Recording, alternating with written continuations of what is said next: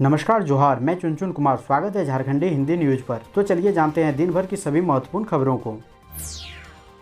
आज की पहली और बड़ी खबर, सीएम हेमंत सोरेन ने ब्लैक फंगस को महामारी घोषित करने का दिया निर्देश। अब तक 25 मरीज तोड़ चुके हैं दम। झारखंड के मुख्यमंत्री हेमंत सोरेन ने ब्लैक फंगस को राज्य में महामारी घोषित करने का निर्देश दिया है। मुख्यमंत्री कार्यालय ने मंगलवार देर शाम ट्वीट किया। सीएम हेमंत सोरेन ने ब्लैक फंगस को महामारी घोषित करने का निर्देश दिया है। इसके अलावा कहा गया है कि मुख्यमंत्री के इस आदेश के बाद राज्य में ब्लैक फंगस को महामारी घोषित करने की प्रक्रिया प्रारंभ कर दी गई है। बता दें कि कोरोना संक्रमण की दूसरी लहर के दौरान देश के अन्य हिस्सों की तरह झारखंड में भी ब्लैक फंगस का प्रकोप बढ़ गया है और अब तक राज्य में इसके कुल 79 मामलों की पुष्टि हुई है, जबकि इन संक्रमण से 25 लोगों की मौत हो चुकी है। इसके अलावा राज्य के स्वास्थ्य विभाग के अनुसार झारखंड में ब्लैक फंगस के 52 अन्य संदिग्ध मामले भी हैं, जिनकी पुष्टि होनी बाकी है। वहीं ब्लैक फंगस के 79 पुष्ट मामलों में से 37 मरीज अब तक स्वस्थ हो चुके हैं और 25 ने दम तोड़ा है।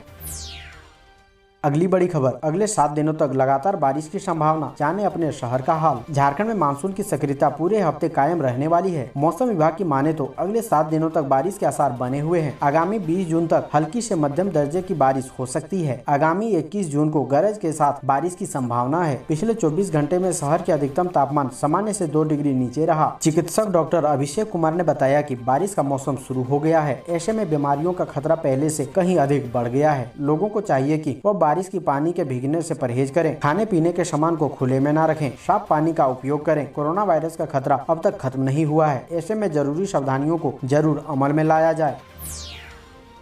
अगली बड़ी खबर, उल्टी व दस्त के सामान्य मरीजों को भी निजी अस्पताल रेफर कर रहे हैं झारखंड के सरकारी डॉक्टर। ऐसे हुआ मामले का खुलासा। सरकारी अस्पताल के डॉक्टर सरकार की सुविधाओं को दरकिनार कर गरीब मरीजों को ठगने में लगे हैं। अस्पताल में आए मरीजों को भ्रमित कर निजी अस्पताल रेफर करते हैं। यह ठगी का धंधा बोकारो जिला अस्पताल में धड़ल्ले से चल रहा है। इसका खुलासा तब हुआ जब आयुष्मान भारत योजना के तहत नेशनल हेल्थ इंश्योरेंस कंपनी ने भुगतान के लिए प्रतिवेदन जमा किया। मरीजों का पूरा ब्यौरा देते हुए भुगतान का आग्रह किया गया है। रिपोर्ट में बताया गया है कि मरीज की उल्टी, दस्त और आंख की हल्की समस्या का इलाज किया गया है। जब पड़ताल की गई तो पाया गया कि मरीज पहले बोकारो जिला अस्पताल में इलाज कराने गए, पर वहां से उन्हें रेफर कर दिया गया।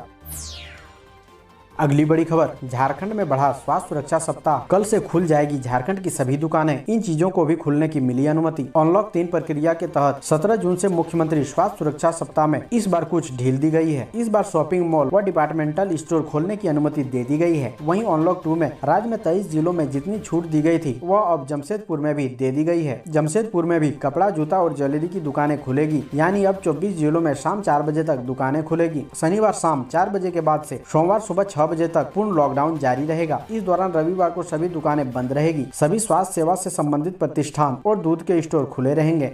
दोस्तों, अभी तक वीडियो को लाइक नहीं किए हैं तो कृपया करके लाइक जरूर करें।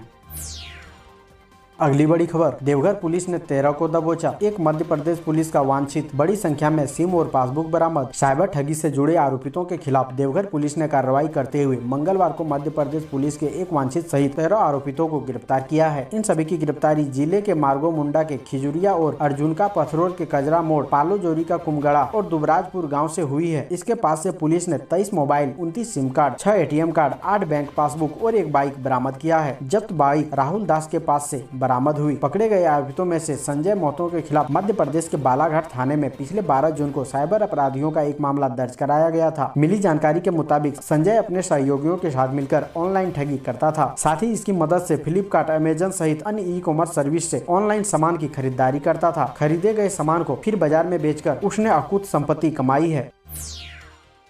अगली बड़ी खबर, क्यों अनूठा है ताना भगत समुदाय। दोनों लहरों में नहीं आया एक भी कोरोना मामला। एक तरफ कोरोना वायरस की चपेट में आकर बहुतों ने जान गंवाई है, तो दूसरी तरफ ताना भगत और अन्य आदिवासी समुदायों ने स्वास्थ्य और सावधानी के मामले में उदाहरण पेश किया है। आदिवासी समुदाय कोरोना की दूसरी लहरों से बचकर एक मॉडल के रूप में सामने आया है। झारखंड में कोरोना वायरस की विकसित दर अप्रत्याशित थी। मरने वालों की दर भी दूसरी लहर के दौरान काफी अधिक थी, लेकिन डराने वाले इस माहौल में भी झारखंड के ताना भगत समुदाय में पहली और दूसरी दोनों ही लहरों में अब तक एक भी कोरोना के केस सामने नहीं आया। अब तक झारखंड में 3,43,609 से भी अधिक कोरोना मामले सामने आ चुके हैं, जिसमें 5,085 लोगों की मौत कोरोना के कारण हुई। लेकिन ताना भगत समुदाय कोरोना से पूरी तरह बचा है। करीब 3,481 परिवारों और 21,783 जनसंख्या में से कोई भी अभी तक कोरोना पॉजिटिव नहीं आया। इसके पीछे इस समुदाय के द्वारा अपनाए जाने वाले स्वच्छता के उच्च मानकों को माना जा रहा है। अगली बड़ी खबर, आज युवाओं को नहीं लगेगा टीका। धनबाद जिले में बुधवार को 18+ के लिए टीकाकरण अभियान नहीं चलेगा। अधिकारियों के अनुसार वैक्सीन की कमी के कारण अभियान बंद करना पड़ा है। राज्य से युवाओं के लिए वैक्सीन की मांग की गई है। इसके आने के बाद सेशन साइट चिन्हित कर ऑनलाइन स्लॉट जारी किया जाएगा। वैक्सीन कब आएगी इस पर अधिकारी कुछ भी बताने की स्थिति में नहीं है। 18+ के लिए कोरोना वैक्सीन की किल्लत के साथ पहली डोज ले चुके युवा अब दूसरी डोज का इंतजार कर रहे हैं। युवाओं को दूसरी डोज लगाने के लिए भी राज्य से वैक्सीन की आपूर्ति नहीं हो पा रही है।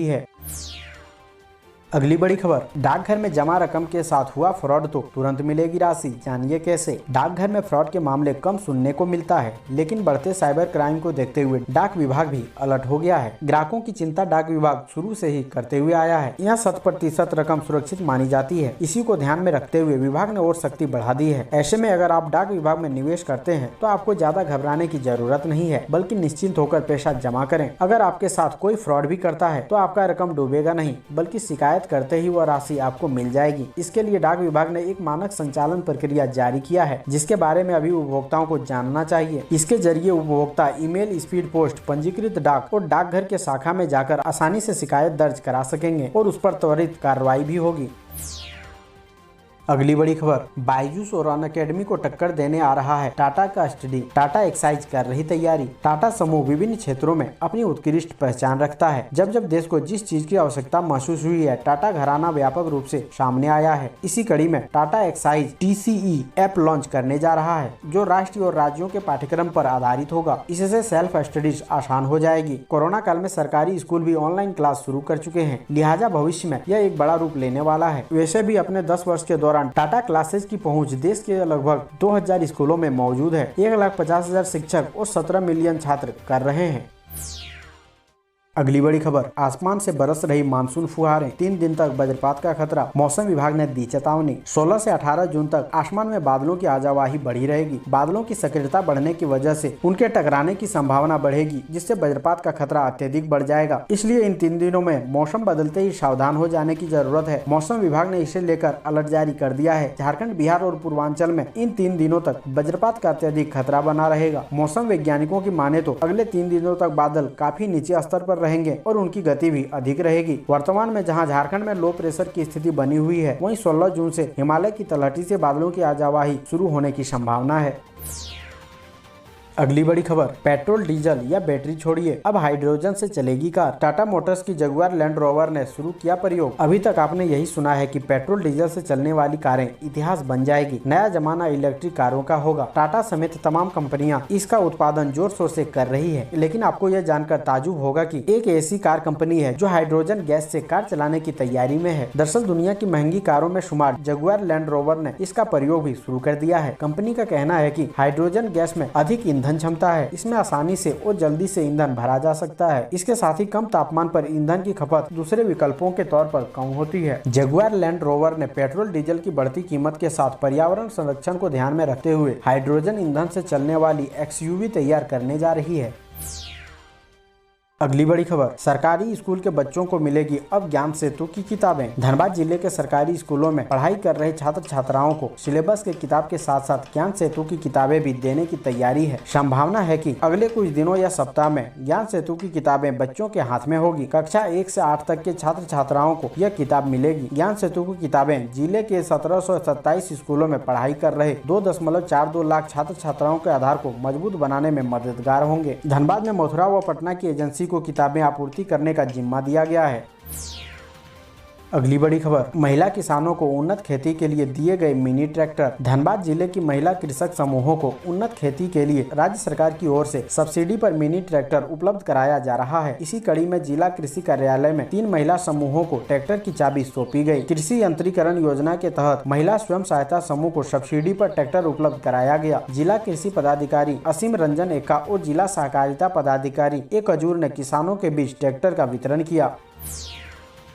अगली बड़ी खबर, झारखंड मंत्रिमंडल में फेरबदल की अटकलें। झारखंड कोटे से कांग्रेस कोटे के मंत्री में बदलाव के संकेत। झारखंड मंत्रिमंडल में फेरबदल की खबरें फिर से तेज हो गई है। बताया जा रहा है कि झारखंड सरकार के कांग्रेस कोटे के मंत्री में फेरबदल संभव है। साथ ही कांग्रेस की तरफ से सरकार में खाली पड़े मंत्री पद पर मंथन होने की संभावना है। झारखंड कांग्रेस के प्रदेश अध्यक्ष और सूबे के खाद्य आपूर्ति मंत्री रामेश्वर उरांव दिल्ली बुलाए गए हैं। वो बिना किसी सूचना के ही मंगलवार की सुबह दिल्ली पहुँच गए। उन्होंने दिल्ली में KC वेणुगोपाल से मुलाकात की है। इसके बाद मुख्यमंत्री हेमंत सोरेन भी दिल्ली के लिए रवाना हो गए। कोरोना काल में आई राजनीतिक मंदी के बाद एक बार फिर से झारखंड की राजनीति में फेरबदल होना तय बताया जा रहा है। रामेश्वर उरांव के मंत्रिमंडल में शामिल होने के बाद से ही प्रदेश अध्यक्ष की कुर्सी को लेकर झारखंड में राजनीति अपने चरम पर है। कई बार कांग्रेसियों ने खुलकर रामेश्वर उरांव का विरोध किया, लेकिन बात नहीं बनी। बात नहीं बनने की वजह से कांग्रेस के वरीय नेताओं में नाराजगी साफ तौर से देखी जा रही थी। वहीं कांग्रेस कोटे से एक मंत्री के बदले जाने की चर्चा भी जोरों पर है। बताया जा रहा है कि किसी नए चेहरे को भी मंत्री पद की कमान सौंपी जा सकती है।